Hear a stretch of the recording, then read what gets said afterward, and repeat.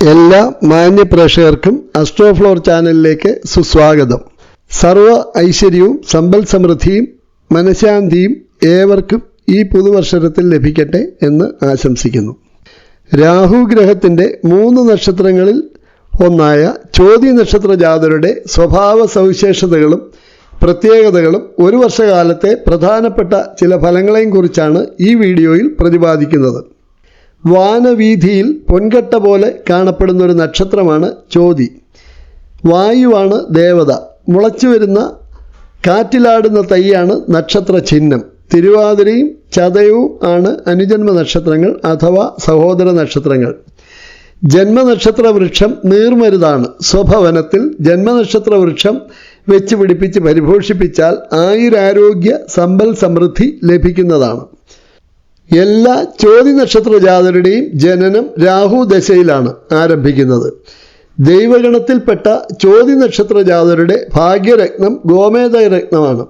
ജനന സമയം കൃത്യമായി അറിയില്ല എങ്കിൽ ജനനം ഉദ്ദേശം നക്ഷത്രത്തിൻ്റെ മധ്യത്തിൽ ആവാം എന്ന് കരുതി കണക്കാക്കിയാൽ ഉദ്ദേശം 9 വയസ്സ് വരെ രാഹു ദശയും പിന്നീട് 25 വരെ വ്യാഴദശാകാലവും തുടർന്ന് 44 വരെ ശനിദശയും തുടർന്ന് 61 വരെ ബുധദശയും പിന്നീട് 68 വരെ കേതുദശയും പിന്നീട് 88 വരെ ശുക്രദശയും കടന്നു വരുന്നു. ഈ നക്ഷത്രജാതരുടെ ദേവത വായു, പക്ഷി, കാകനുമാവുന്നു. ഈ നക്ഷത്രജാതരുടെ ചില പ്രധാനപ്പെട്ട സ്വഭാവ സവിശേഷതകൾ എന്തൊക്കെയെന്ന് പരിശോധിക്കാം. ചോതി നക്ഷത്ര ജാതർ പൊതുവെ ശാന്തശീലരും ഒപ്പം നിർബന്ധശീലരും സ്വതന്ത്ര ചിന്താഗതിക്കാരും ആയിരിക്കും. തികഞ്ഞ ബുദ്ധിശക്തിയും പ്രായോഗികതയും കർമ്മനിരതരും ആയിരിക്കും ഈ നക്ഷത്ര ജാതർ. ഈ നക്ഷത്രത്തിൽപ്പെട്ട പുരുഷന്മാർക്ക് സ്ത്രീകളോട് പ്രത്യേക ആകർഷണവും മമതയും ഉണ്ടായിരിക്കുന്നതായി കണ്ടുവരുന്നു. വളരെയധികം വിശ്വാസയോഗ്യരും ക്രയവിക്രയങ്ങളിൽ വളരെ കൃത്യത സൂക്ഷിക്കുന്നവരുമായിരിക്കും ഇവർ. തങ്ങളെ വിമർശിക്കുന്നത് ഇവർ ഒട്ടും സഹിക്കുന്നവരുമല്ല. ഇങ്ങനെയുള്ള സാഹചര്യം വന്നാൽ ഇവർ വളരെ ക്ഷോഭാകുലരാകും. തങ്ങളുടെ സ്വാതന്ത്ര്യം ഉപേക്ഷിച്ച് മറ്റാരുടെയും കീഴിൽ പണിയെടുക്കുന്നത് ഇവർക്കിഷ്ടമല്ല. ആഡംബര ജീവിതത്തോട് ഒട്ടും തന്നെ തൽപരരല്ല ഇവരിൽ ഭൂരിഭാഗം പേരും. ആരോപണങ്ങൾക്കും വിമർശനങ്ങൾക്കും ഇവർ സ്വയം വിധേയരാകാറുണ്ട്. ഏത് കാര്യവും മുഖം നോക്കാതെ വെട്ടിത്തുറന്ന് പറയുന്ന സ്വഭാവത്തിലൂടെ ശത്രുക്കളെ ഇവർ സ്വയം ക്ഷണിച്ചു വരുത്തുന്നു. ചോതി നക്ഷത്ര ജാതർ പൊതുവെ പുഷ്ടിയുള്ള ശരീരഘടനയുടെ അധിപരാകും. നല്ല സമർത്ഥരായ ഇവർ മറ്റാർക്കു വേണ്ടിയും കഷ്ടപ്പെടുന്നതിന് സദാ സന്നദ്ധരുമായിരിക്കും. ഈ നക്ഷത്ര ജാതരെ ആശ്രയിക്കുന്നവർക്കും തങ്ങളെ സ്നേഹിക്കുന്നവർക്കും വേണ്ടി എന്ത് ത്യാഗം ചെയ്യാനും ഇവർ തയ്യാറാവും. സ്വന്തക്കാരിൽ നിന്നോ ബന്ധുക്കാരിൽ നിന്നോ വലിയ പ്രയോജനങ്ങളൊന്നും തന്നെ ഇവർക്ക് സാധാരണഗതിയിൽ ലഭിക്കാറില്ല. ഒട്ടുമിക്കവരും സ്വപ്രയത്നത്താൽ മാത്രം ഉയർന്ന നിലയിൽ വരുന്നതായി കാണാൻ കഴിയുന്നു. ചില്ലറ അസുഖങ്ങൾ വന്നാലോ ഒന്നും ഇവർ ശ്രദ്ധിക്കാറേയില്ല. വിവാഹ ജീവിതം അത്ര കണ്ട് ശോഭനം എന്ന് പറയുക വയ്യ. സ്വന്തക്കാർക്ക് വേണ്ടി എന്ത് സഹായം ചെയ്താലും അവർക്കൊന്നും അതിൻ്റെ സ്മരണ ഉണ്ടായിരിക്കുന്നതുമല്ല. മക്കളെ കൊണ്ട് ഇവർക്ക് നല്ല അനുഭവങ്ങൾ ലഭിക്കുന്നതാണ്. 30 വയസ്സ് വരെ ഇവർക്ക് കാര്യമായ പുരോഗതി കണ്ടുവരുന്നില്ല. ശേഷമാണ് ജീവിതത്തിലെ ഇവരുടെ പ്രധാനമായ ഉയർച്ചകളെല്ലാം തുടങ്ങുന്നത്.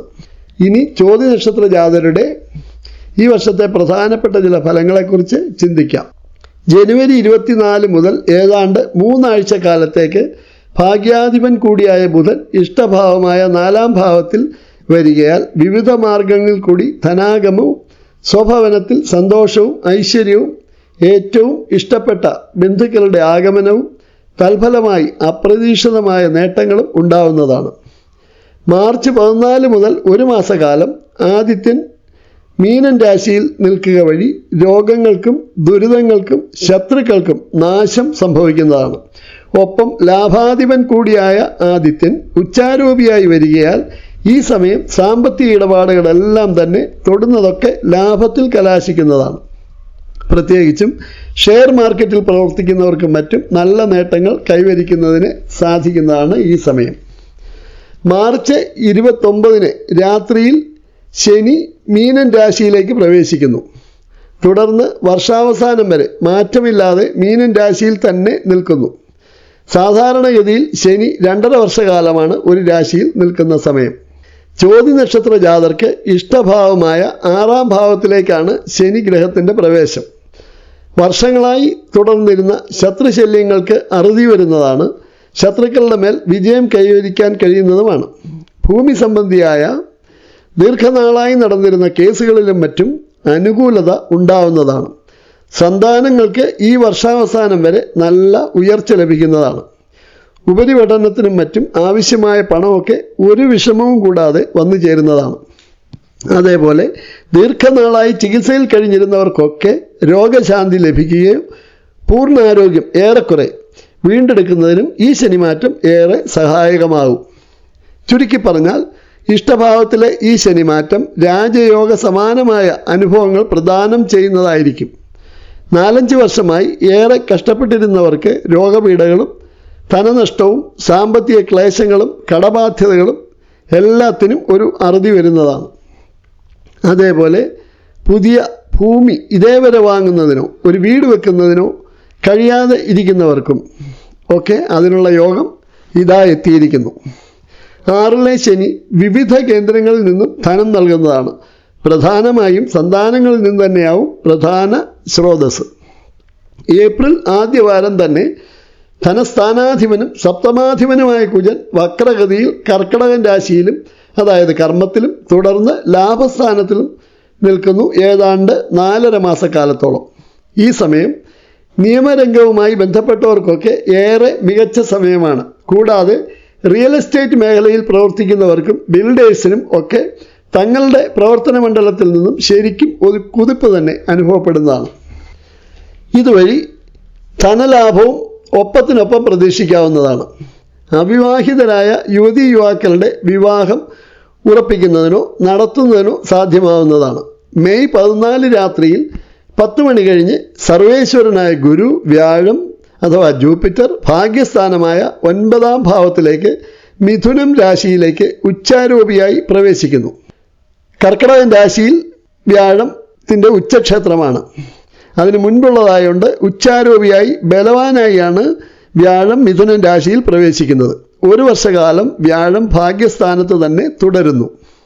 കഴിഞ്ഞ 1 വർഷകാലമായി അഷ്ടമ വ്യാഴകാലം ആയിരുന്നു. എങ്ങോട്ട് തിരിഞ്ഞാലും ദൈവാധീനക്കുറവും കയ്യിൽ കിട്ടി എന്ന് കരുതിയിരുന്ന പല കാര്യങ്ങളും നേട്ടങ്ങളും ധനവും മറ്റും നിസ്സാരമായി വഴുതി മാറുന്ന അനുഭവങ്ങൾ മനസ്സിൽ നീറാത്ത വേദനയായി ഇനിയും മാറാതെ നിൽക്കുമ്പോൾ ആശ്വാസത്തിൻ്റെ കുളിർമഴയുമായി ഒരു മരുഭൂമിയിൽ കൂടി തളർന്നു വരുമ്പോൾ മരുപ്പച്ച കാണുന്ന ആശ്വാസവുമായി സർവ്വലാഭങ്ങളും നേട്ടങ്ങളും ഉദ്ദിഷ്ട കാര്യലബ്ധിയും കടക്കണിയിൽ നിന്നുള്ള മോചനവും ദീർഘനാളായി ലഭിക്കാതിരുന്ന ധനാഗമവും ഒക്കെയായി സർവേശ്വരനായ വ്യാഴം ഭാഗ്യസ്ഥാനത്തേക്ക് കടന്നു വരുന്നു.